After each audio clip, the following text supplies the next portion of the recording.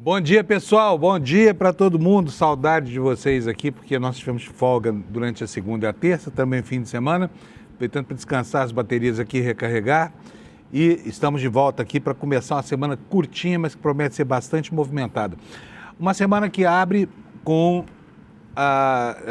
um artigo do ministro Flávio Dino, publicado aqui no site do ICL, em que ele rompe com todas as linhas de discussão em voga no momento e prega uma reforma ampla do Poder Judiciário. Isso gerou plena repercussão no país, todo mundo acabou dando isso. Algumas emissoras e jornais deram crédito ao ICL, outras não, passaram por cima, mas o assunto está aí rodando nas manchetes e a proposta do ministro é uma proposta complexa. São 14 pontos de uma reforma que não se restringe apenas, como ele coloca no texto o tempo inteiro, à autocontenção. E esse vai ser o tema do nosso Desperta dessa quarta-feira, com cara de segunda-feira, né? E com cara de preguiça aí por causa da inércia do feriado. E antes de começar o programa, eu quero contar para vocês de uma experiência pessoal que foi muito bacana. Achei que não ia viver isso nunca, tá? Durante esse feriado. Eu, no sábado passado, estava fazendo compras no supermercado, perto da minha casa. Quando fui passar as compras, cadê que o telefone celular estava funcionando? E hoje em dia no telefone celular está tudo, né? Está o cartão de crédito, está a carteira de identidade. Enfim, a vida hoje está encerrada dentro desse quadradinho aqui, olha, com tela de vidro, né? Está aqui tudo, olha, cartão de crédito, os documentos do carro, está tudo aqui. E aí eu me vi numa situação engraçada, porque tinha que devolver as compras, depois de ter passado tudo na maquininha automática lá de cobrança do supermercado, quando uma pessoa que estava do meu lado falou, está com problema aí para pagamento? Eu falei, estou sim, o telefone está descarregado e eu não vou conseguir pagar, vou ter que devolver. Ele falou, não, pera aí que eu vou pagar a conta para você. Pagou a compra para mim. Gente, aquilo me deu uma situação tão estranha assim de satisfação, porque eu julguei que não fosse nunca viver uma experiência como essa aqui no Brasil. Uma vez, lá para trás, foi a mesma sensação que eu tive lá na Suíça. Eu estava trabalhando, fazendo uma série de matérias para a TV Bandeirantes lá, quando esqueci o meu computador pessoal em cima do porta-malas do trem. E o trem foi embora para a França, saiu da Suíça e levou a minha maleta embora. 2 dias depois o trem voltou e estava lá a mochila, o computador, os euros que eu tinha, que estavam lá em papel moeda, foram contados, separados e foram colocados dentro de um plástico, estava tudo certinho. E o pessoal que achou o computador fez uma limpeza nele para mim, uma limpeza física.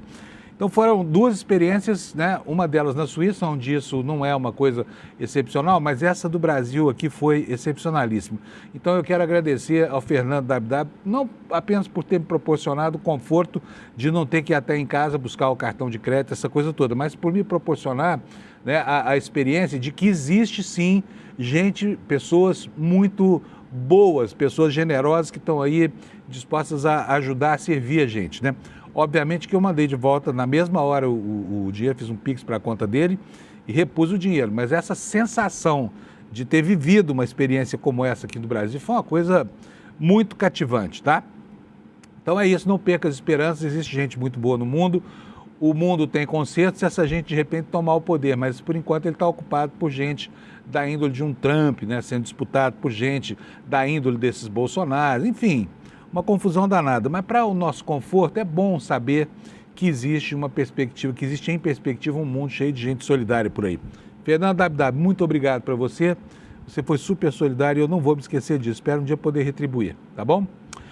Bom, pessoal, já falei aqui sobre o que aconteceu comigo, já dei uma dica aqui sobre o destaque do dia. Eu vou chamar o meu amigo Alex Amorim. Cadê o Alex? Alex, bom dia, meu filho. Bom dia. Como foi seu feriado, Alex? Tudo bem?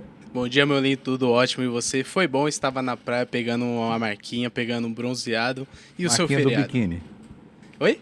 A marquinha do biquíni, é isso? Isso, tem que manter em forma ali a marquinha. Então, vamos nessa. Estou feliz aqui de volta no ICL. Vamos encher nossa audiência com ótimas notícias e também tristes, né, Panuso? Eu espero que menos tristes, né, Alex? Sim. E no esporte, como é que estamos, hein? Ontem o São Paulo ganhou, né? Sim, o São Paulo jogou bem. No hiato na sua carreira de derrotas seguidas, ganhou a partida finalmente. O que aconteceu? Isso mesmo, ontem eu vou deixar até aqui a artezinha na tela. Ontem teve o primeiro jogo ali das oitavas de finais da Copa do Brasil. O São Paulo ganhou de 1-0, porém poderia ser maior. O Cagliari perdeu um pênalti que o goleiro do Juventude pegou. Então o São Paulo tem essa vantagem pro jogo de volta que será decidido ali na casa do Juventude. Outros times também que tiveram ali a vitória foi o Botafogo, ganhando a Chapecoense por 1-0. O Grêmio ganhou de 2-0, impôs ali a superioridade contra o Confiança. O Corinthians ganhou de 1-0 com um gol do inglês Lingard contra o Barra do nosso querido William De Luca. E o nosso Vasco da Gama ganhou de 2-0 do Paysandu, jogando fora de casa. Um ótimo resultado. E dando sequência hoje para nós teremos o jogo entre Bahia e Remo, Goiás e Cruzeiro, Santos e Curitiba, Bragantino e Mirassol, Atlético de Minas Gerais contra o Internacional, Fortaleza e CRB e finalizando o nosso Mengão contra o Vitória, Panúzio. Foi Qual é o apenas time isso. que você falou que é o time do De Luca? É o Barra, que é aquele time ali que tá do lado do que perdeu pro Corinthians ontem. É o time lá de Santa Catarina, atual campeão catarinense. É o time do William De Luca lá de Santa Catarina. Ontem ele ficou triste, ontem eu tava torcendo com ele pelo Barra, porém o Corinthians mostrou sua superioridade, Panúzio. Barra, é isso? Barra. Barra Puxa de Santa vida, eu Catarina. achei que ele era palmeirense, hein? Olha como é que as pessoas enganam a gente, hein? Ele é. Hã? Ele é palmeirense, porém tem o time dele lá de onde ele o nasceu Barrense. e cresceu, Panúzio. É igual eu, né? Que sou torcedor do Berlândia. Do e Lândia. Hã? Do Do Lândia, Lândia. é, do Isso. Lândia. Vamos Que nessa, aqui não tem Panúzio. merchan, sempre lembrando, né? Botaram o nome do time da minha cidade de Uber, por causa da Uberlândia, agora ficou só Lândia aqui. Então, toda vez que eu falar Lândia, cadê você, Alex? Você já foi embora, foi muito cedo. Voltei. Volta aí. Então, o que aconteceu? Tem notícia do Lândia lá? Como é que tá, não? Então, ultimamente, a última notícia que eu tive que foi essa da nomenclatura Uberlândia, que trocou, vendeu ali o name rights do time lá, do seu time, o antigo time ali, nosso Verdão. E apenas essa informação mesmo, Panuso. E infelizmente você é torcedor agora do nosso Mirassol, né? Pois é, do Mirassol. Eu tenho aqui, olha, o Lândia ganhou no dia... Que dia que foi isso aqui? Dia 18, ganhou a partida do craque CRAC. Você já ouviu falar desse time, não?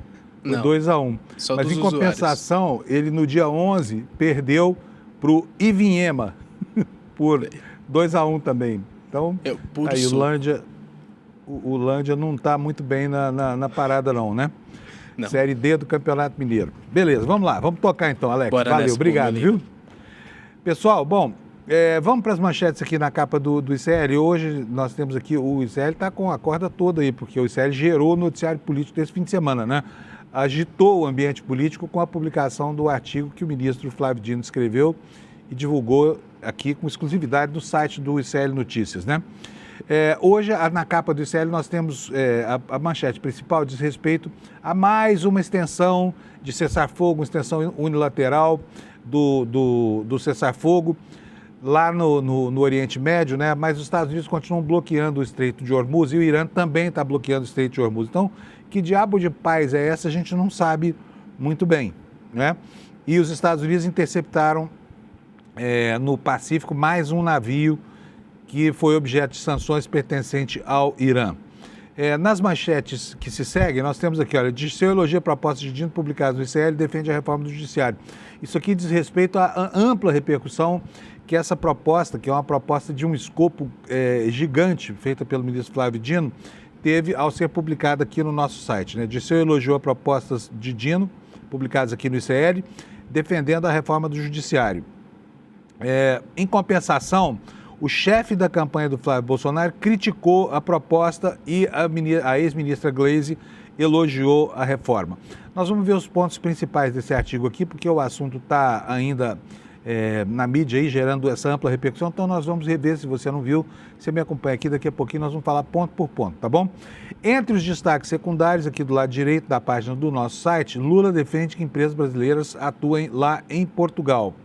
A CPI do Banco Master esfriou no Congresso e o ministro Cássio Nunes Marques tende a sepultar definitivamente o assunto, né? CPI do Master. Portanto, o Brasil vai ficar sem uma investigação parlamentar que, a despeito de tudo que foi ruim nas investigações passadas, poderia ajudar a lançar uma luz sobre o submundo, né, da política e iluminar um pouco melhor essas conexões terríveis, né, do Banco Master com autoridades, altas autoridades da República, né? Tivemos uma escaramuça entre Brasil e Estados Unidos. O delegado da Polícia Federal que trabalhava junto ao ICE lá foi expulso do país pelo governo Trump, e isso tudo porque o ICE disse que ele estava se valendo, né, de questiúnculos aí, que interessam a outros países para determinar o rumo da política de imigração dos Estados Unidos. Expulsou o delegado de lá. E vai ter troco, porque o presidente Lula promete retalhar na mesma moeda, expulsando daqui um funcionário que trabalha no Brasil, um funcionário do governo dos Estados Unidos que trabalha aqui no Brasil, tá? Com relação aos desmandos no Rio de Janeiro, mais bagunça, mais denúncias, né? Mais uma atitude que foi cancelada pelo atual governador tampão do Rio de Janeiro, que teve que brecar lá a liberação de 730 milhões do Fundo Soberano, que foi decretada horas antes da renúncia pelo Cláudio Castro, né?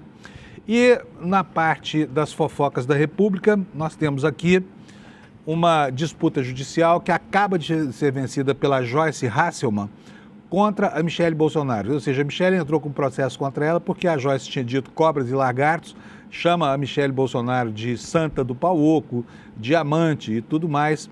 E a Michelle tentou na justiça barrar a divulgação desse vídeo, só que não conseguiu, tá? Não conseguiu na primeira instância, não conseguiu no TJ, e está no ar ainda aí a Joyce Hasselmann descendo o pau na ex-primeira-dama Michelle Bolsonaro. Só não chama ela de santa, tá? Chama de santa do pau oco, né? E o vídeo continua no ar porque nem o juiz, nem os desembargadores que analisaram o caso enxergaram um motivo razoável para tirar a publicação do ar. O motivo razoável, por exemplo, seria a falta de fundamentação factual dessa notícia, tá bom? É isso aí. Pessoal, eu quero saber do Alex se o Kleber já está pronto. Se tiver, eu vou chamar agora aqui, já antecipando a entrada do Kleber no ar, porque nós temos bastante. O Kleber está pronto? Maravilha. Bota o Kleber para mim, então, por favor, Alex. Bom dia, Panuso, tudo bem? Bom dia. Como foi seu feriado? Foi ótimo. E o seu? Foi maravilhoso. Lamentei só o fato de já ter terminado. Queria um pouquinho mais, viu? Mas tudo bem. Vem a semana que vem aí tem mais, né? Uma semana curtíssima e uma semana que vem curta. Kleber, isso. Vamos lá então para os seus destaques de hoje. Começando pelo Luciano Heng hoje, né? Vamos falar do Luciano Heng, o velho da van. O velho da van tá engraçado. Ontem eu vi ele no Instagram, estava do lado de uma moça que ensina a fazer churrasco. Ele dando receita de carne, de ponto da carne, essa coisa toda. Ele não perde uma oportunidade de estar lá lacrando nas redes sociais, né? Mas agora o assunto é o velho da van apoiando uma iniciativa que o governo Lula pretende tomar. Qual é a iniciativa, Kleber? Isso, é importante que a gente deixe, até a parte da nossa audiência pode até comentar, mas vai dar destaque para esse sujeito, vai dar palco, mas acho que é importante a gente destacar algumas incoerências ou até mesmo conflitos e contradições de pessoas que buscam ali sempre estar no debate público ou tentar pautar o debate público, eu acho, e esse é um desses casos. Até vou pedir para a nossa equipe colocar na tela, mas uma publicação de ontem do Luciano Heng, também conhecido nas redes como o velho da van.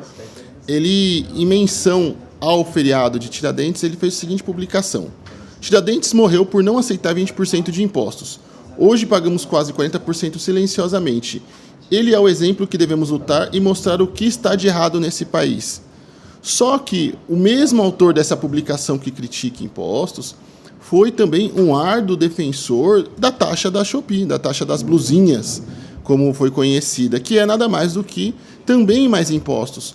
Tem uma declaração que ele enviou a senadores na época da votação em 2024, que é ele reforçando a importância da instalação dessa taxa. Vou pedir para a nossa equipe colocar também essa arte ali.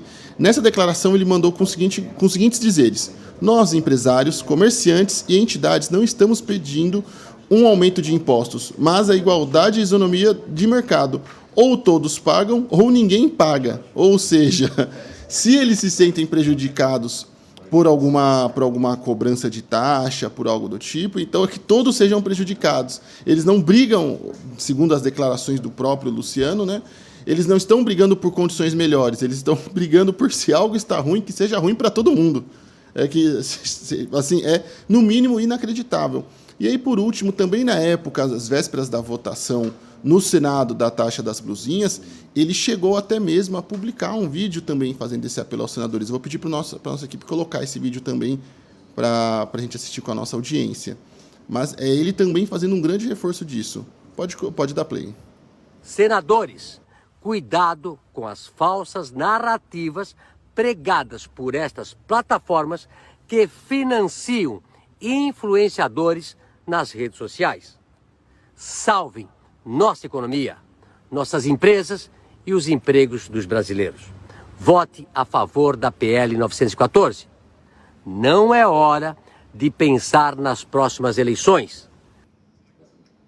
É inacreditável, né, Panunzio? Eles, assim, o que deixa claro essas mensagens, essa articulação do empresário é que para o empresário, para o empreendedor, enfim, para o grande ali empresário, o mais importante são isenções e para a população, taxas, porque essa taxa das blusinhas, ela é uma taxa que foi repassada diretamente ao consumidor, não é igual um imposto ali que é embutido ou algo do tipo, não, quem paga é diretamente o consumidor, basta ver quando a gente vai fazer uma compra nesses marketplaces, esses portais ali de compras, fica ali a taxa diretamente calculada e cobrada diretamente do consumidor.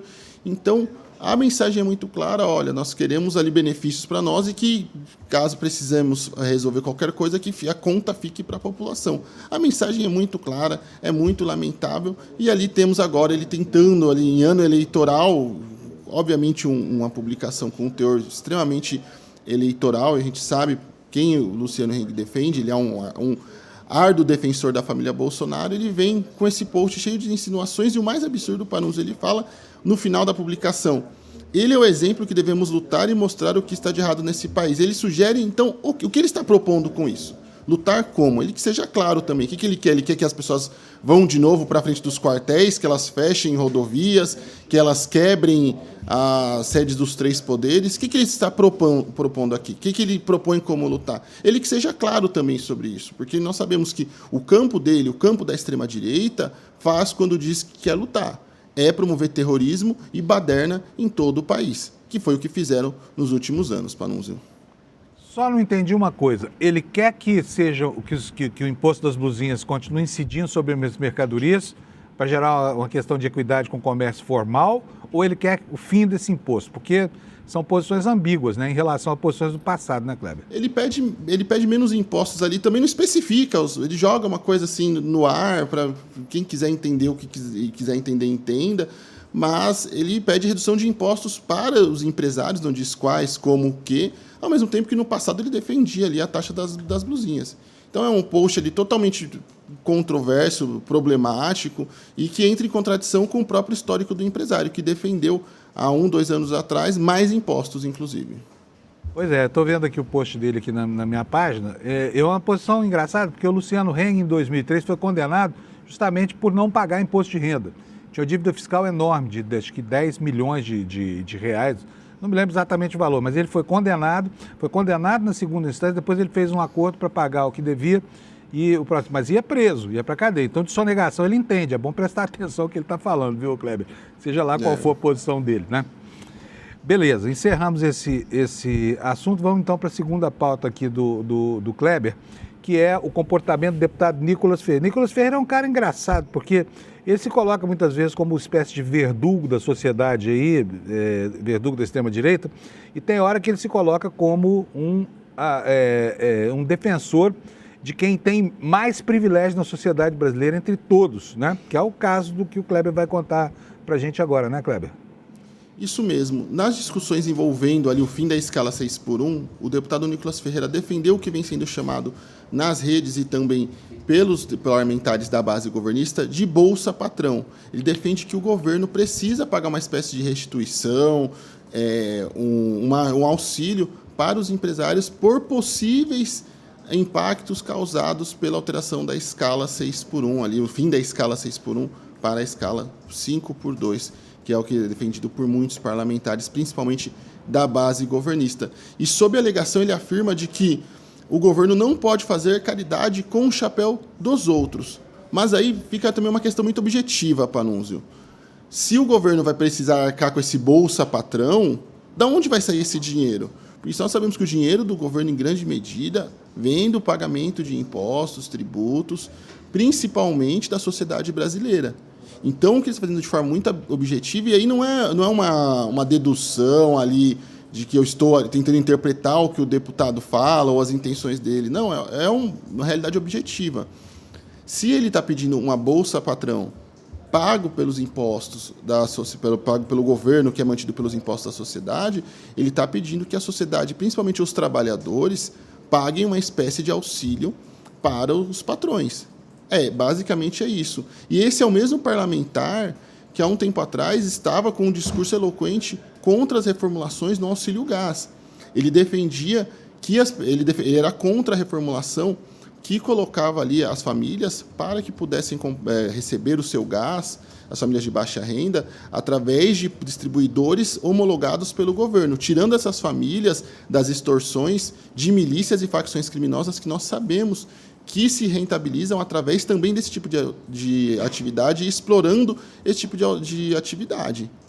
Então, ele foi contra uma reformulação benéfica a famílias de menor renda e agora ele defende uma Bolsa Patrão. Então, é extremamente inacreditável e é mais uma das incoerências da extrema-direita. A gente falou agora há pouco do Luciano Hang, que era a favor da taxa das blusinhas e agora defende seja lá que impostos.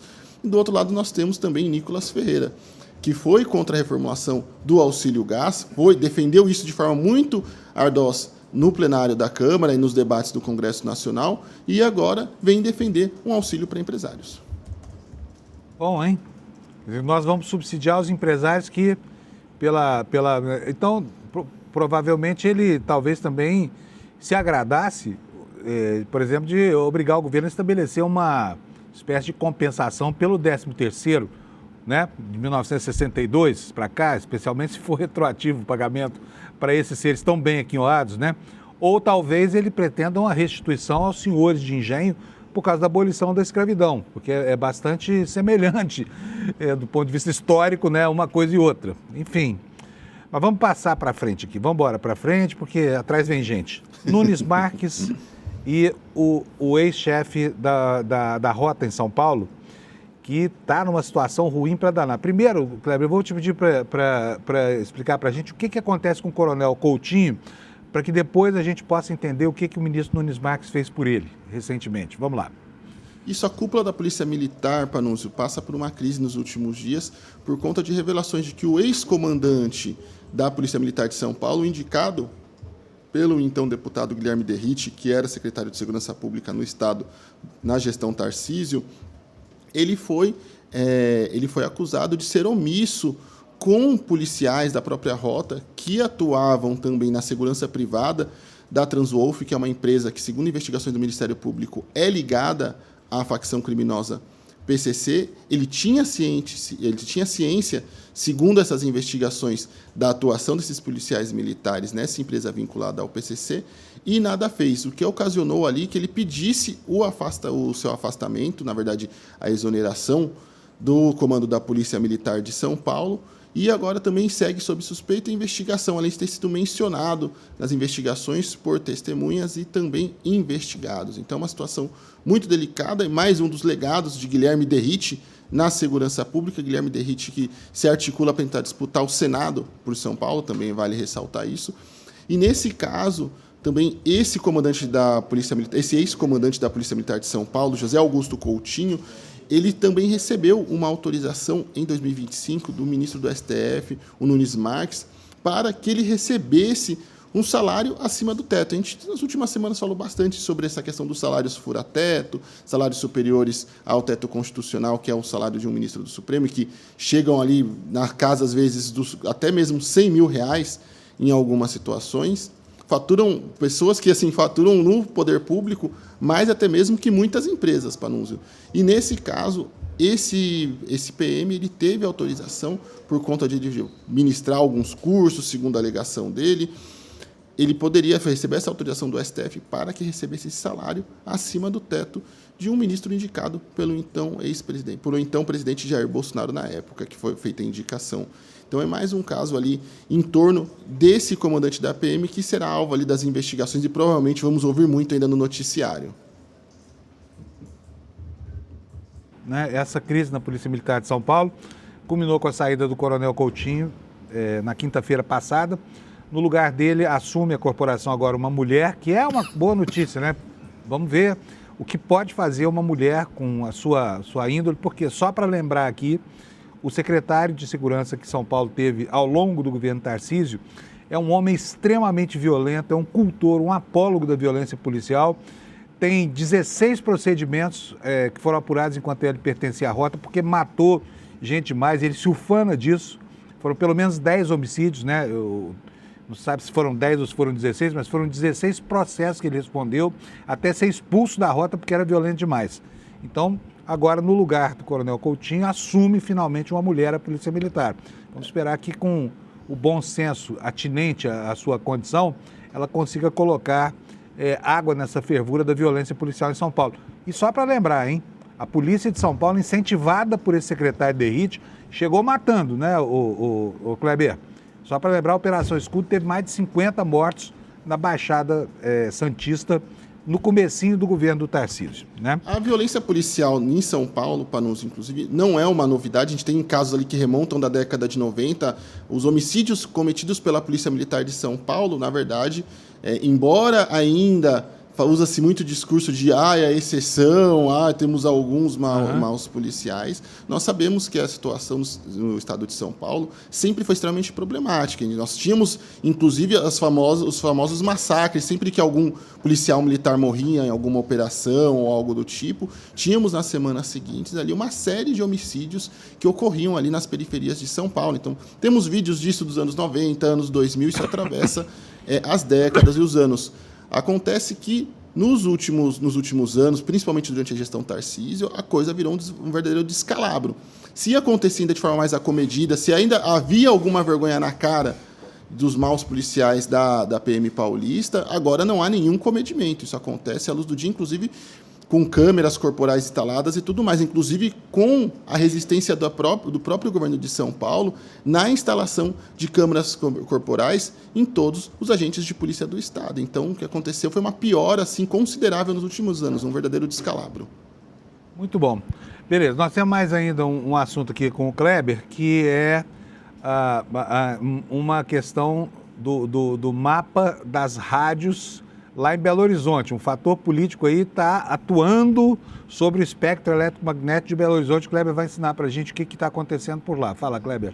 Isso, essa eu vou pedir só para a nossa audiência acompanhar lá no site, mas vale trazer um pouquinho do caldo do que é essa história bem interessante, que envolve rádios em Minas Gerais, o ex-presidente da Câmara, Eduardo Cunha, e uma denúncia muito importante sobre, segundo o deputado Rogério Corrêa, sobre como a intentona e o trabalho ali de Eduardo Cunha na radiodifusão de Minas Gerais pode estar causando problemas para, inclusive, outras emissoras e para o sistema de radiodifusão no Estado. Essa matéria está lá completinha no site do iclnoticias.com.br e eu convido a nossa audiência para que possa ler essa matéria também, Panunzio.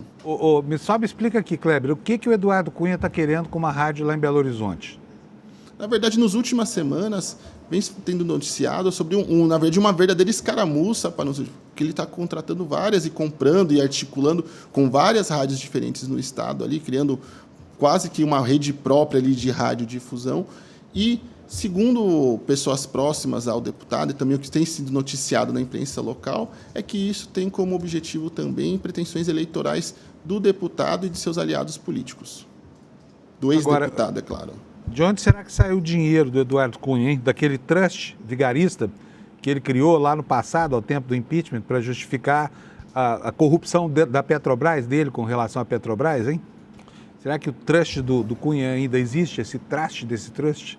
Esse é um mistério que só as autoridades vão saber responder, Panunzio. Muito bem. Maravilha. Um abração para você, Kleber. Obrigado, viu? Até amanhã cedo, de novo aqui. Imagina, até amanhã. Tchau, tchau, Panunzio. É curioso, né, gente? O cara é preso por corrupção, né? Purga uma cadeia, aí volta com a corda toda, janta com as autoridades mais importantes da República, quer dizer, o seu poder político está intacto. Parece muito com uma outra personalidade do submundo da política, desses trastes aí, que é o presidente atual do PL, né? Também purgou cadeia, nunca deixou de ter poder, enquanto estava ainda cumprindo pena, mas em liberdade provisória, despachava com a República inteira no escritório do Edifício Brasil 21 lá em Brasília. Todo mundo sabia, quer dizer, o fato do cara ter boa reputação, boa índole, ter uma capivara pequena, não o qualifica em nada no mundo da política, esse estranho mundo que nós vivemos hoje com todas as suas distorções, não é? Por falar em mundo da política, Alex, o meu querido Lula já está... Tá, beleza, maravilha. Então vamos trazer o Lula para a tela, porque nós temos muita coisa para falar sobre política hoje aqui. Lula, bom dia, meu caro. Bom dia, doutor Fábio, bom dia, nossa audiência. Lula, como é que foi seu feriado? Foi bom? Aproveitou, descansou bastante? Tranquilo, descansei bastante. Ontem à noite... Tentei assistir à cinebiografia do Michael Jackson, mas como Brasília está entregue às traças, na região onde estava o cinema, faltou energia de maneira generalizada e o filme parou no meio e depois não voltou. É mesmo, isso é coisa de cinema antigo, mesmo, que queimava o filme. Pois é, coisa de cinema antigo, uma loucura. E sem chuva... sem queimadas, foi um defeito técnico da Neoenergia em Brasília, que não foi corrigido a tempo, e depois a Cineflix, que é a operadora dos cinemas do Casa Parque em Brasília, não conseguiu restaurar a tempo e perdemos o filme pelo meio.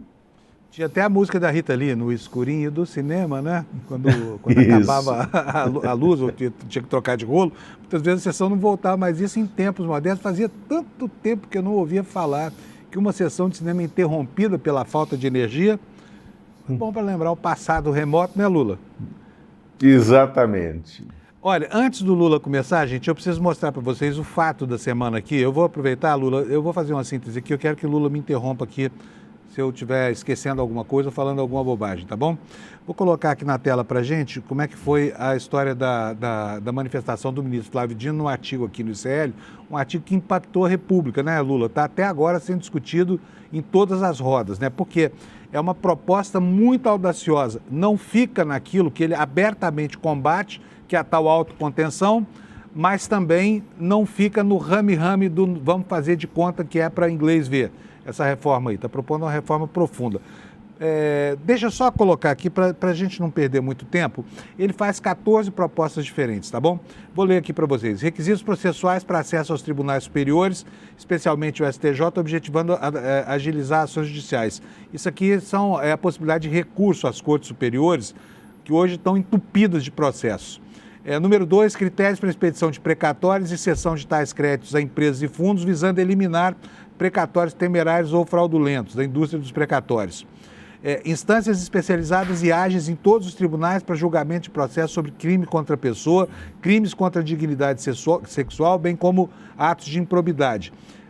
4, ou letra D aqui no caso, né? Criação de um rito próprio para exame judicial de decisões das agências reguladoras. Para quê? Para o rápido arbitramento dos conflitos de grande expressão econômica, possibilitando celeridade e segurança jurídica a investidores. Revisão do capítulo do Código Penal sobre crimes contra a administração da justiça, criando novos tipos penais mais rigorosos para corrupção, peculato, prevaricação envolvendo operadores do sistema de justiça, tá? Juízes, procuradores, advogados, defensores, promotores, assessores, servidores do sistema de justiça. Letra F.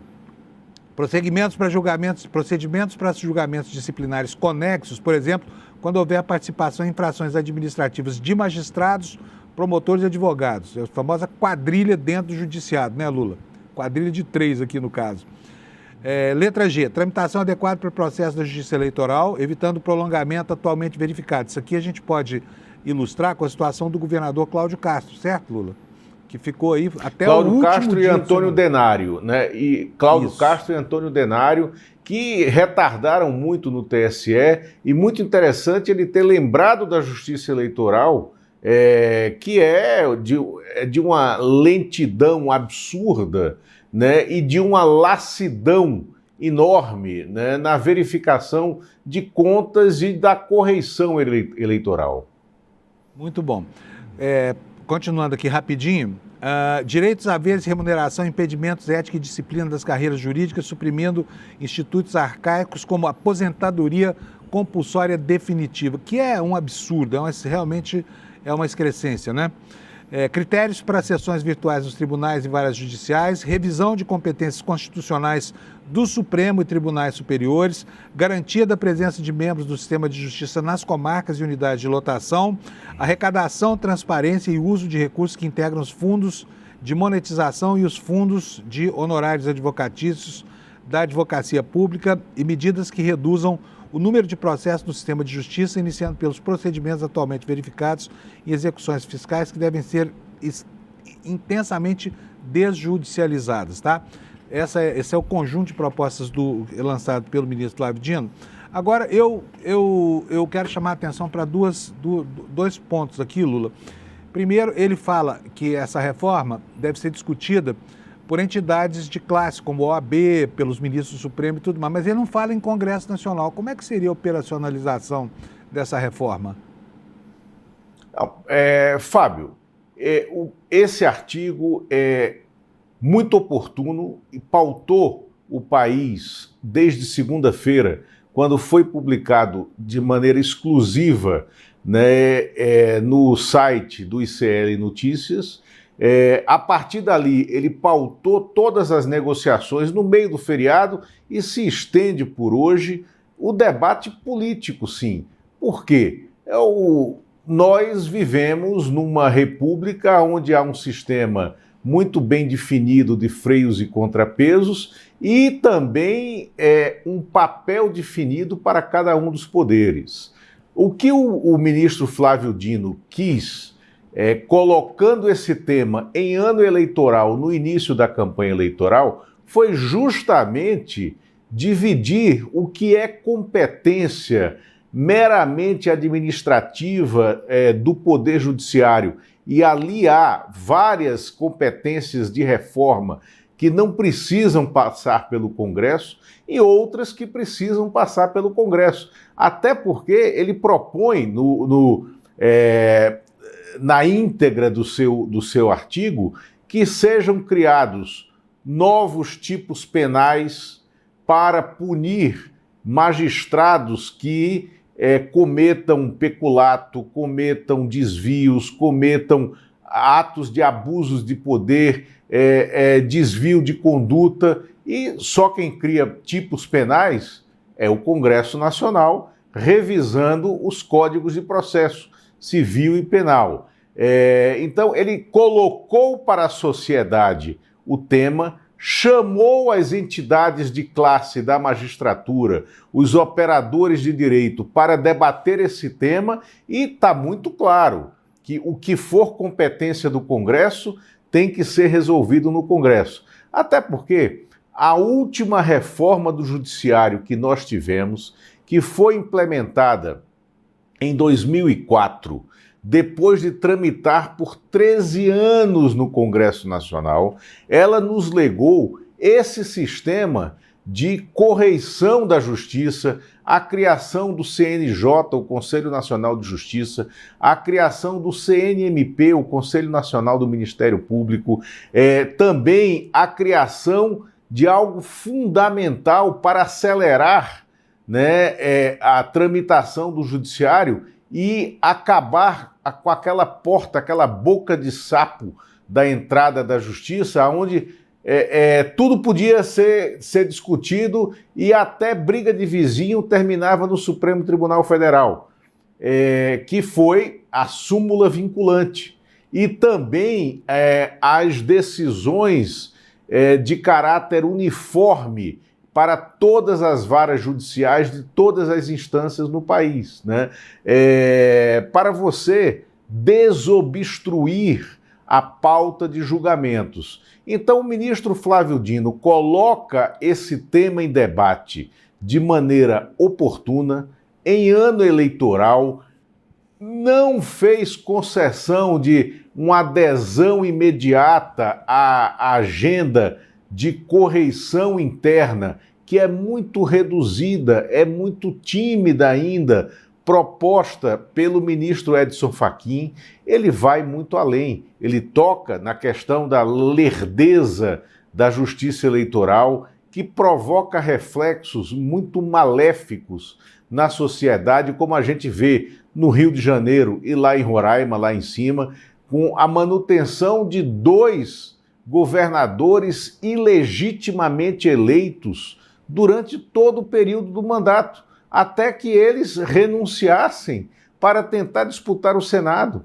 No Rio de Janeiro, isso foi até corrigido, porque o Cláudio Castro está inelegível, mas em Roraima, o Antônio Denário, né, que é um extremista, que flertou com golpes de Estado de maneira reiterada, né, durante o período do Bolsonaro, continua em campanha para o Senado. E é uma figura perversa na política nacional, pela extrema-direita, operando no norte do Brasil.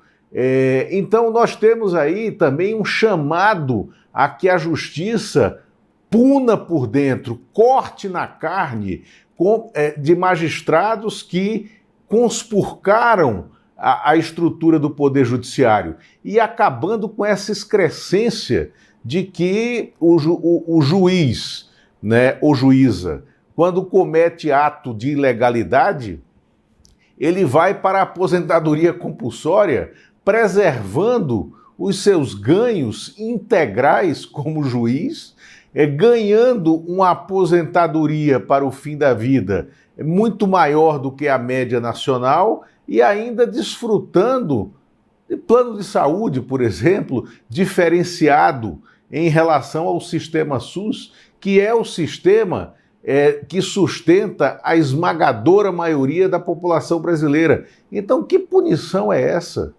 Né? É essa discussão que o ministro Flávio Dino propõe para tornar a justiça mais célere, mais equânime, né, e mais próxima da sociedade. Por isso que esse artigo é muito bem-vindo e por isso que ele pautou toda a política brasileira, inclusive com a adesão já de maneira institucional do Partido dos Trabalhadores e a repulsa a esse tipo de reforma do PL, partido do Flávio Bolsonaro, que é, neste momento, o principal adversário do presidente Lula. Não significa que será na hora do vamos ver na urna, né? Mas é neste momento. E o líder, o xerife, o capataz da campanha do Flávio Bolsonaro, que é o senador Rogério Marinho, já saiu chutando balde contra o ministro Flávio Dino. O artigo do ministro Flávio Dino é necessário, veio num bom tempo e vai ser fundamental na pauta política da semana. Da semana não, da campanha. Quero chamar a atenção aqui, Lula, para o fato de que, né, a proposta do PL em relação ao Poder Judiciário é sempre punitivista, tem muito mais cheiro de vingança do que propriamente de proposta de reformulação institucional para corrigir problemas. Né? Impeachment de ministro, enfim, são ações dirigidas para pontos específicos da pauta que interessa a ele. Agora, com relação à proposta do ministro Flávio Dino, quero chamar a atenção de vocês. Bota a câmera aqui, Alex, por favor, na outra. Isso, beleza. Para 2 pontos aqui, olha. Primeiro, para o escopo da reforma, que é o tamanho da reforma, ele fala aqui, nesse capítulo, nesse parágrafo aqui, olha, que ao contrário de caminhos marcados por constrangimentos autoritários, reformas devem vir para fortalecer o sistema de justiça, né? E não para suprimir virtudes que o tornam capaz de concretizar os direitos constitucionais, controlar abuso de poder e sustentar a democracia, inclusive contra o império das fake news e agressões com pessoas a armas na cintura, que é uma referência aos militares que se envolveram no 8 de janeiro. E aqui, nesse outro parágrafo aqui, ele coloca um ponto, Lula, que eu gostaria de ver a sua opinião. O que ele está dizendo aí?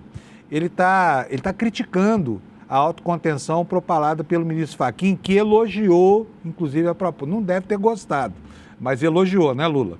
A proposta dele. Ele fala Exatamente. o seguinte, ó, a nova reforma do Judiciário deve ter como foco um sistema jurisdicional capaz de prover segurança jurídica e acesso a direitos com mais velocidade, confiabilidade e justiça. E aqui o que importa. O Brasil precisa de mais justiça, não menos, como parecem pretender certos discursos superficiais sobre uma suposta autocontenção. Palavra do ministro Fachin, vista como pedra filosofal. O que isso significa, esse trecho da manifestação do ministro Flávio Dino, Lula?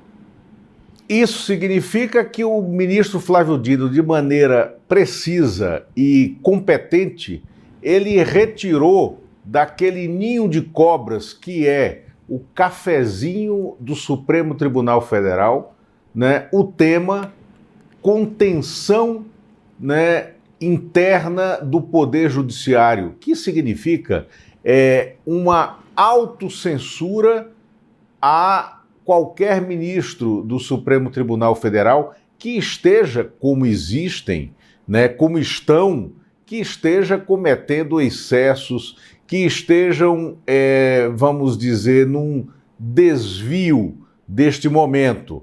Mas o que o ministro Flávio Dino está dizendo a gente não pode parar nessa reforma superficial para promover aquelas punições, né, de quem quer nos punir lá fora, dos nossos inimigos, que são inimigos comuns de todo o Poder Judiciário.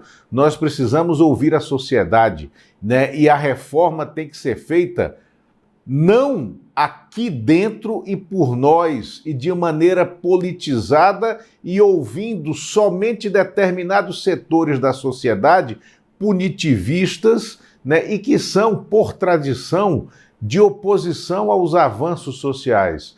Nós precisamos ouvir a sociedade e a partir dela é que nós vamos fazer as reformas aqui dentro. Então é isso que o ministro Flávio Dino, de maneira muito lhana, de maneira muito educada, está dizendo ao também lhano e também educado ministro Edson Fachin, que enfrenta uma oposição interna dentro do Supremo, e o ministro Flávio Dino está tentando costurar as partes divididas do Supremo Tribunal Federal. Muito bom. Não é só o Supremo Tribunal Federal, pessoal, que está pensando em reformulação, como ficou explícito nessa manifestação do ministro Flávio Dino. O PT também está querendo renovar os seus estatutos, né, Lula? E isso vai acontecer esta semana, né?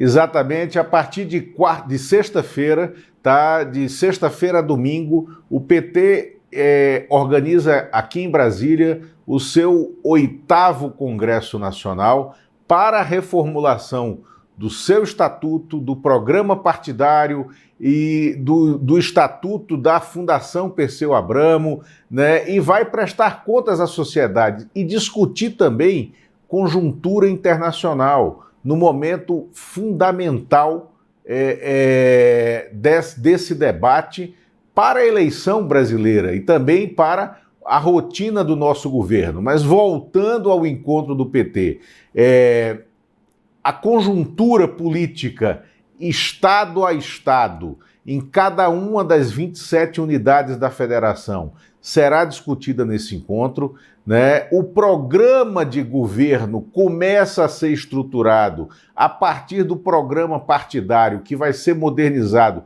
por uma proposta já feita, já produzida sob o comando do ex-ministro, ex-deputado José Dirceu de Oliveira e Silva, e o José Dirceu depois do presidente Lula, a maior liderança dentro do PT. Né? Vai disputar um retorno para a Câmara dos Deputados, né, por São Paulo, como deputado federal por São Paulo, este ano. E o José Dirceu jogou toda a sua experiência, toda a sua alma militante no refazimento desse programa do PT. Vai ser muito importante essa discussão. Como vai ser fundamental a discussão conjuntural de política externa no momento em que os Estados Unidos aumentam os seus arreganhos contra o Brasil, né, e que o presidente Lula se consolida como o grande estadista na cena internacional. Lula, veja, porque eu estou vendo aqui a repercussão gigante do artigo do ministro Flávio Dino publicado aqui no site do ICL, e ao ceder os créditos, alguns veículos da imprensa colocam lá toda a carga dos seus preconceitos. Eu quero citar aqui a maneira como o ICL foi qualificado pelo jornal O Globo, um veículo de viés oposicionista e direitista, né? Enfim, inequívocos, né? Inequívocas características desse jornal. Mas o que você acha da gente ser chamado aqui de um site de viés governista, Lula?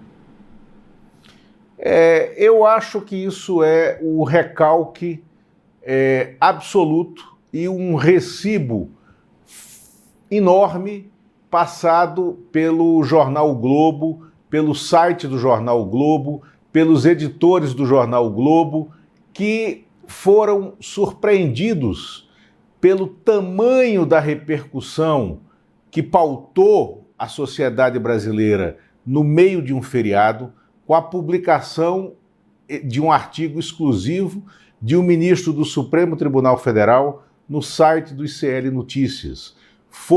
Aí o Globo diz que o ICL é um site de viés governista para sugerir, porque é isso que está nas entrelinhas da reportagem do Globo, publicada na terça-feira, para sugerir que o ministro Flávio Dino propõe essa reforma do Judiciário porque o governo Lula quer. Não é nada disso. O ministro Flávio Dino é um dos mais experientes e competentes personagens em cena, né, nas instituições brasileiras.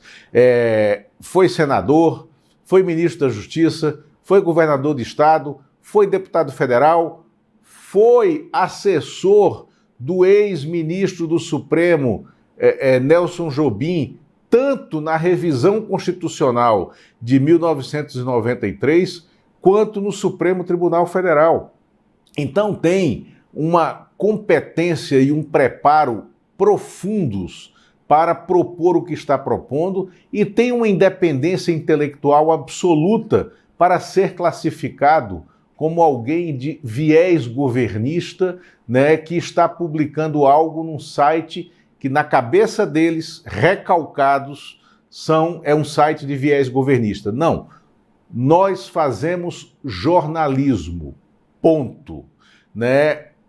O jornal o Globo é, sim, integrante de uma corporação de viés de direita, de viés reacionário e que teve participação editorial no tensionamento da sociedade brasileira em momentos decisivos, né, pelos quais nós passamos. Entre eles, a ditadura militar, originada com um golpe militar, a manutenção da ditadura militar, a fraude política em dois momentos, né, da nossa redemocratização, a eleição de 1989, com aquela edição fraudulenta e mentirosa do debate presidencial, que teve consequências eleitorais no segundo turno de 1989, e também durante o processo que retirou o presidente Lula da campanha de 2018, que ele venceria, porque era o primeiro, né, em tela ali, que possibilitou a ascensão de Jair Bolsonaro e a manutenção de Jair Bolsonaro como presidente nos 4 anos em que ele tentou reiteradamente dar golpes de Estado. Isso para não falar o terceiro momento, o golpe do impeachment sem crime de responsabilidade de 2016, que tirou do poder a então presidente Dilma Rousseff para colocar o vice decorativo Michel Temer, autodefinido como vice decorativo por ele mesmo, Michel Temer. E eu ainda vou acrescentar 2 episódios a essa síntese histórica que o Lula fez, que caracteriza esse veículo. É um veículo reacionário por excelência, né, que é o escândalo Proconsult, que tinha por objetivo deslegitimar a eleição do Brizola, né? E agora o PPT... Não elegeu o Brizola. O caso da Proconsult era não eleger. não dar visibilidade à votação do Brizola e dar um golpe eleitoral em plenas eleições diretas para o governo do Rio em 1982. Exatamente. Então, assim, o viés reacionário das organizações Globo é inquestionável, né? A gente todo santo dia dá matérias aqui repercutindo coisas que o jornal o Globo faz, né? Como, por exemplo, toda essa história aí do Alexandre de Moraes, do Toffoli lá. Nunca ninguém falou, o jornal de viés reacionário, o Globo, disse isso. Então, colegas do Globo, vamos ter um pouco mais de respeito pelo trabalho alheio, beleza? Isso, e acabar com a dor de cotovelo, né, Fábio? O recalque. Exatamente. Aqui é jornalismo na veia, tá? O de vocês aí é bastante comprometido para ficar taxando o dos outros. Vamos lá, última coisa aqui. Olha, a história dos Estados Unidos quererem taxar PCC e Comando Vermelho como organizações terroristas, e esse episódio envolvendo aquele delegado, Marcelo Ivo de Carvalho, que foi expulso dos Estados Unidos, Lula, eu preciso que você comente, eu estou com o tempo extremamente apertado, mas vai lá, Lula. Não, então vamos lá de maneira objetiva. Os Estados Unidos se preparam, talvez ocorra ainda essa semana, eu estava trocando mensagem com o nosso grande correspondente, Jamil Chad, por WhatsApp, e a gente trocando ideias sobre o time americano. Os Estados Unidos se preparam para decretar de maneira unilateral o PCC e o Comando Vermelho como organizações terroristas. E por que isso? O Brasil não quer que isso aconteça? Porque isso significa abrir a porta do Brasil, abrir as fronteiras do Brasil de maneira violenta para possível intervenção americana, como eles já fizeram em outros estados da América Latina, né? E isso geraria um confronto bélico inédito entre Brasil e Estados Unidos, se ocorrer essa qualificação, essa designação. O PCC e o Comando Vermelho são organizações criminosas, sim, são organizações de narcotraficantes, sim, e vêm sendo combatidas pelo Estado brasileiro da maneira que nos é possível e que precisa melhorar, sim. Com colaboração internacional, sim, mas não pode significar que eles sejam a justificativa para eventuais atos antidemocráticos contra a independência e o Estado brasileiro. Muito bom. Lula, olha, um abração para você, muito obrigado. Sexta-feira a gente espera você aqui para a gente falar sobre a coluna dessa semana na revista Liberta, tá bom? Liberta. Maravilha. Abraço. Até Abração, logo. Lula. Valeu. Tchau, tchau. Pessoal, é o seguinte, acabou o tempo do jornal aqui, então eu vou aproveitar para fazer o convite para vocês. No dia 28 nós vamos ter um evento aqui no ICL e esse vai ser um evento muito importante, que é o dia D da nossa soberania, tá? Deixa eu só saber aqui, o que foi que aconteceu, Alex? Ah, sim, o Alex está me falando aqui uma surpresa que vai acontecer no N1, tá? Só que eu não posso revelar o que é para vocês. Então vocês vão aguentar um pouco essa curiosidade, vai ter uma coisa importante. Eu vou falar sinceramente, nem eu sei o que é. Alex, você não quer me contar, não? Abre aí, aparece aí na tela. Aparece aí, Alex, cadê você? O Alex fica me contando essas novidades pro Jornal no Ar aqui, eu fico todo perdido. Opa, beleza. Que diabo de coisa é que nós vamos... Que surpresa é essa que tem no N1 hoje? Então, vai ter uma notícia aí referente ao evento antigo, mas a gente vamos aguardar. Foi algo que me pegou de surpresa. O evento antigo é do dia 28, que vai acontecer. Não, vamos aguardar ver o que vai acontecer no N1. Foi uma informação que o Eduardo Souza passou para mim, eu não sabia, peço perdão. E o nosso marketing de hoje é o icl.com.br/news, que é a nossa newsletter aqui do ICL, para você ficar atento às notícias e tudo que sai ali no canal do WhatsApp, tudo certinho, Panunzio. Então tá, isso é mero disfarce para o que vem aí. E algo muito importante, impactante agora no N1, tá bom? Obrigado, Alex. O Alex é o nosso merchandete aqui, beleza? Pessoal, vou desejar para vocês uma semana, se é que se pode chamar esses próximos 3 dias de semana, né? Uma meia semana muito feliz e produtiva para você, tá bom? E a gente vai estar aqui amanhã às 7 da manhã para ajudar a entender o mundo, como ele se desenrola nessa semana curta. Um abração para você, obrigado pela sua audiência. A gente está aqui amanhã às 7 da manhã de novo com vocês. Tchau.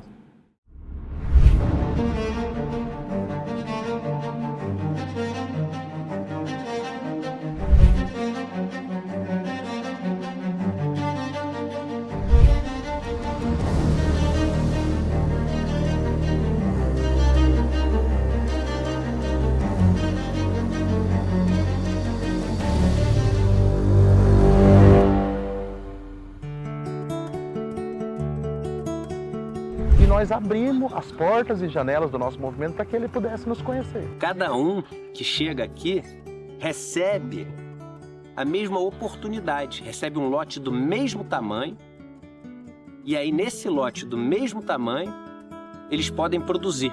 Em todas as áreas que nós ocupávamos, antes de terminar o barraco das casas, estava pronto o barraco da escola.